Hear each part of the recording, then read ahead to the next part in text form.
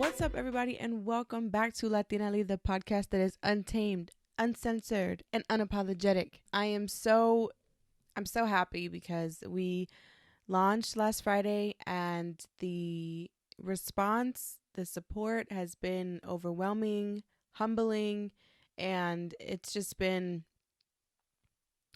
so crazy. So thank you so much. And it's also got me thinking about just a lot of shit, a lot of things. Especially with, social distancing and the whole nine, but I just think that the topic is like, not that it's over talked about, but maybe we should talk about something else. Okay? Now, this is not necessarily like, hey, let's talk about butterflies and rainbows. No. Let's talk about how, because of this, everyone and their mother has had to cancel their wedding, myself included. My wedding might or might not happen. I went from planning the big white wedding, 250 plus people, the hall, the whole night, like everything. Then I decided to downgrade to like a boat with 50 people, 50 essential people. And these are people that I speak to on a day-to-day basis, family, friends, we go to dinner, I know their kids, they've been to my new home. And, so these were 50 people 50 family, they're all family. Puerto Ricans, everybody's family. So they're all family to, Victor and I, and so then with all of the orchestrating and finagling, I was just like, yo, no, I'm not doing this. So I decided to downgrade even further to maximum 15 people, which consists of our parents, our siblings, one or two grandparents, and my maid of honor. And then, people have some plus ones and, all that shit. So because, the rest of those 35, or so people are essential in my life, first of all, some of them were flying in. So I had to let them know ASAP that, hey, this is not happening anymore. We decided to do an elopement type, ceremony, things like that. So I decided to just send a text because it seemed a little extra to design something that says that we're not having the wedding. It just seemed a little stupid. So I decided to text everybody. We're no longer having our wedding as we had as we had planned. We're deciding to elope or do an elopement style.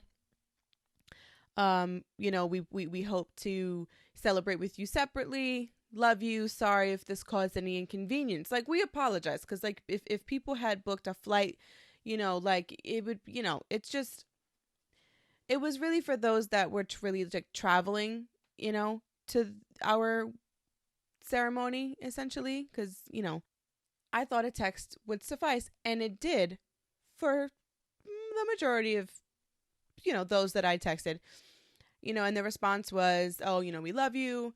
We, do what's best for you. We support you. We'll turn up, pop a bottle. Yes, we'll celebrate. Love you so much. Peace. Right? Okay, cool. But there was someone, who decided to take me letting them know as a courtesy, hey, this is not happening. And they decided to flip it and make it about them. Talking about how, wow, this is unfortunate. I'm not kissing nobody's ass to be where I'm not wanted. This ain't even family. You get what you get out what you give. I'm tired of fake. No need to celebrate. Like what? Then proceeded to block Victor and I on all social media platforms. Like I give a fuck. Then I find out later that the reason that this person turned up was because they thought that we canceled the wedding because we couldn't tell them that we didn't want them there. But so you essentially took this whole thing and made it about you. I'm sorry. When did my wedding turn into something that had to do with you? Something that had, like, it's not about you. Like, you're not that fucking important. And that's the shit about it. You're not that important. What the fuck? Look, a lot of people need to listen. I understand that the mindset, yeah, I'm that bitch, fine. Because I'm guilty of that as well. I am that bitch. I am not stupid to think that I matter in everybody's life that I've ever come in contact with. Cousins that I love, that live down south, that live on the West Coast. You love me. I love you. But bitch, I know that I ain't got shit to do with you. I have nothing to do with your life. Nothing. So I'm not saying this to be foul. Everyone has a certain place in somebody else's life. You play a certain role in every relationship that you have, big or small. It's a role. You fucking have one, okay? You have a place, okay? And it's so crazy because you don't have a fucking relationship with me. Like, you don't call, you don't text, you don't answer me. You give me bullshit when I try to include you in my life. And I try. So you don't keep a relationship going, but you really think that I need to keep you in mind when I'm making decisions on my life? No. The fuck? Now, there are people in my life that are very important. That's not who I'm talking about, obviously. I'm not talking about those people. I'm not talking about the people that I talk to every single day, that we're constantly texting, constantly on the phone, FaceTiming. I am not talking about you. When it came to my wedding and when it came to making these decisions on canceling, whatever, like, I'm making certain decisions in my life that literally alter my reality. Like, I've always wanted the big wedding. So, like, when I have to cancel and I have to do an elopement, like, don't you think that has an effect on me? Don't you think that when I'm making these decisions, I'm thinking about myself and, like, you know, Victor, and, like, I'm thinking about, like, do you know what I'm saying? Like, I'm thinking about me because it has to do with me. But people dead ass think that when I'm making these choices, that they expect me to be like, I wonder how Fulana's gonna feel about this. I wonder if so-and-so would approve. Are you fucking delusional? You must be. If the answer to that, what I just said, if you expect me to think about, if your answer is yes, I expect you to think about me when you're making these decisions that I ain't got shit to do with, you're delusional and you need to go see a doctor because it's a little sick. I know for a fact that you have your own life. You have your own fucking problems. Okay? You have your own shit that you have to deal with. Like, I don't know. Where's my baby father? Why is my husband cheating on me? Why don't my kids want to talk to me? Why am I broke as fuck? Why am I on my mother's couch? Why? So when you have your own shit in your life, like, I know that you have it. Why the fuck Do you feel the need to completely insert yourself into my life, into situations that ain't got shit to do with you? And it's just crazy because I think that these people, they seek validation in your life because they're not validated in their own. Do you know how sad that shit is? See, but you can't think about how sad it is and how pathetic it is because you're fucking tight. So I'm not really sitting here thinking about, oh, your life is shitty, or oh, you don't have a great marriage, or oh, you might be going through a lot of things. You fucking my day up. So why, what? I'm not concerned about you. I'm concerned about how you're trying to fuck with my peace.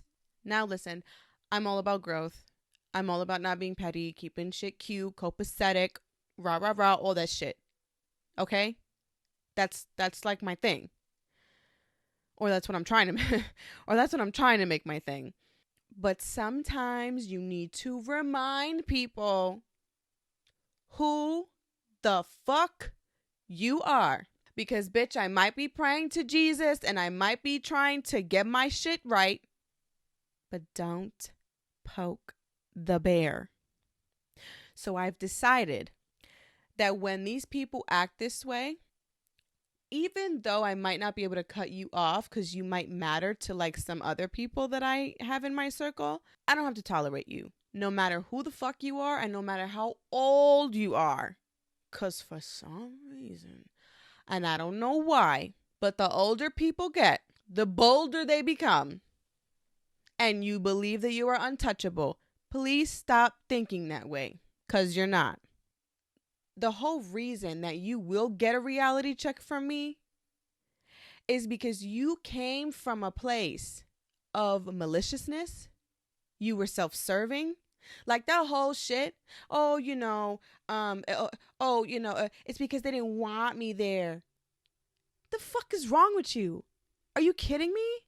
It's like, so when you come from, and also like passive aggressive, that's when I'm going to puff my chest out and I'm going to let you know, and I'm going to fucking embarrass you.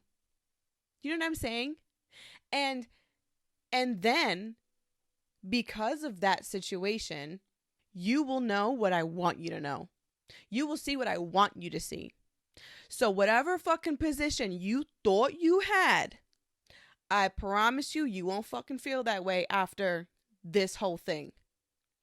Because now when it comes to when I start trying to have children, no matter what monumental fucking event happens in my life, bitch, you ain't gonna see it on Facebook. We're blocked. You're not gonna see it on Facebook. You're not gonna see it on Instagram. You're not gonna see, no one's gonna tell you because you don't matter. So you will not be able to get an inside scoop on my life because you decided to act that way. So I'll remind you of your place in my life. And it ain't shit, honey.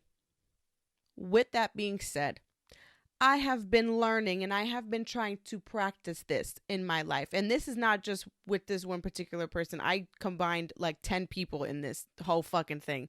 I have been teaching myself, and I'm not, bitch, I haven't even figured it out yet.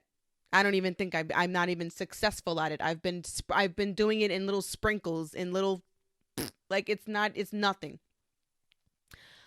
I have been trying to teach myself that it is okay to move differently around certain people simply because of how that person is and how their behavior affects me and makes me feel. So I think that's the way that you kind of control the situation, because you can't control the fuckery around you. You can only control how you handle and maneuver it and how you deal with it in the future. That's what I'm teaching myself to do. And it's hard. It really is. It's even harder when you're trying to change and you're trying to be better than you were yesterday, because it's really hard to not let situations like this take you out of character or take you out of this new character that you're trying to be. But we need to focus on this together. And I'm telling you right now, after this whole situation with my wedding, I can't fucking tell you how happy I am that I'm not having one. Because out of the 50 people that I invited, one was like that. Actually, no, three were like that thought that this was about them. Imagine if I had 250 people. Now, this was 3 people out of 50 people that I genuinely love and I care about. Imagine 250 people that are family that I love, but we ain't close like that. Imagine the tomfoolery that will come out of that shit. So I'm going to end off with, I am very happy with my decision that I decided to do this elopement, that I decided to bring the attention back on myself and Victor, my future husband, because that's what's most important. It's about the love. And cutting all this shit out reminds me that's what it's about. Love. And from now on, I know how to, I can try to move differently and not let the shit affect me, because they're not that important.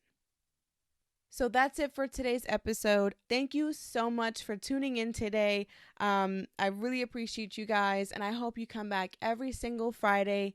I am Kiah Rose. This is Latinaly, and I am signing off. Bye.